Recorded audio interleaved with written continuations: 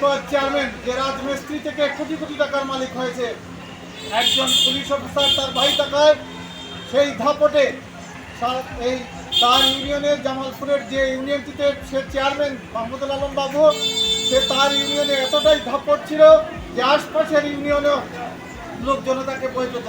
Chargesheet দাখিল করে, কারণ সাক্ষীরা প্রস্তুত আছে, এটা একটা দৃষ্টান্তমূলক শাস্তি হোক এবং সাক্ষীর মাধ্যমে যে হত্যার যে সর্বোচ্চ শাস্তি তাকে আমরা ফাঁসি যদি ঝুলানো হয়, তাহলে সারা দেশের যে এই যে দুর্বৃত্তরা তারা সতর্ক হবে এবং কোনো সাংবাদিক কোনো গণমাধ্যম কর্মীর উপর তারা হাত উঠাবে না। অত্যাচার চলছে, আজকে যদি এর সুষ্ঠু বিচার হতো, যারা এরকম ঘটনা ঘটায় তাদেরকে দৃষ্টান্তমূলক শাস্তির আওতায় নিয়ে আসার ব্যবস্থা করা হতো, তাহলে এইগুলো কিছুটা হলেও বন্ধ হতো। আজকে আমার সহকর্মী যেরকম খুন হয়েছে, আমরা চাই না আমাদের আর কোনো সহকর্মীকে এরকম হারাতে চাই না।